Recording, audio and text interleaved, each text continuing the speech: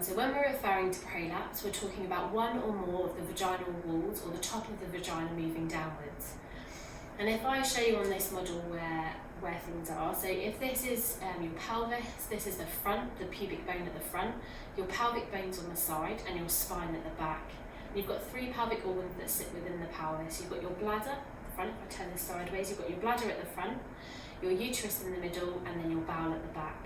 And these three pelvic organs are supported by lots of ligaments and fascia that suspend those within the pelvis.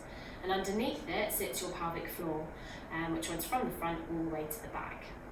Now with vaginal prolapse, what can happen is if you have a front wall prolapse, so the front wall of the vagina, in front of it sits the bladder, and if that's lost a bit of support, it can create a bulge to the front wall of the vagina.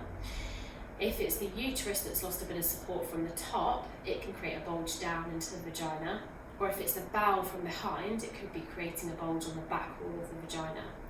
If you've had a hysterectomy, it may increase your risk, or it does increase your risk of a prolapse. So if you've got your vaginal opening here, front and back wall, it could be the lining of the vaginas losing a bit of support and creating a bulge there.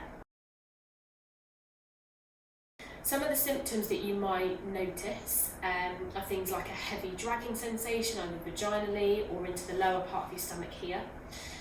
You may notice a lump or a bulge vaginally, perhaps if you've had a shower or been on your feet all day or passed a bowel motion, but you may notice that lump appear. And it may be associated with any bladder or bowel changes, so feelings of not emptying your bladder or your bowel properly, or it could be a combination of those. Also thinking about the different types of prolapse, it could be one of those or it could be a combination. Sometimes it's a couple together perhaps.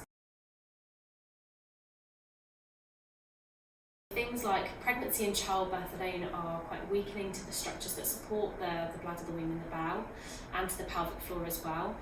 Particularly if you've had assisted deliveries like forceps or ventouse, or if you've had any tears or cuts, episiotomies, that can all slightly increase your risk of a prolapse. And when we go through the menopause, those hormonal changes can weaken some of those tissues and so can increase the risk of a prolapse. As we get older, we know that tissues weaken over time, or pelvic floor can weaken over time, and so that may increase the risk of a prolapse, and that might be when you start to notice symptoms. If you've got a persistent chronic cough, so constantly coughing and putting pressure on that area, again can increase the risk, and losing that support might happen over time. Other lifestyle factors such as persistent heavy lifting, so if it's part of our job or our routine at home, if we're slightly overweight, that can increase your risk, but also constipation as well. So if we're straining over long periods of time, we can lose a bit of support to the back to the pelvic floor. We can lengthen the pelvic floor over time, and so that can increase the risk of a prolapse. The first thing we look at from a physiotherapy point of view is pelvic floor exercises. It's really important with pelvic floor exercises that you are doing them regularly and you're doing them correctly. And make sure you're following the sets and reps that are recommended. Usually we expect with prolapse, if it is going to improve with pelvic floor exercises, then a good 3 to 4 months of doing these exercises is what we recommend, those 3 sets a day. If it's a bit more of a significant prolapse and you need other forms of intervention by the gynecology team, it's still really important that you do some pelvic floor exercises and trying to train up those muscles just to give you as best support as you can.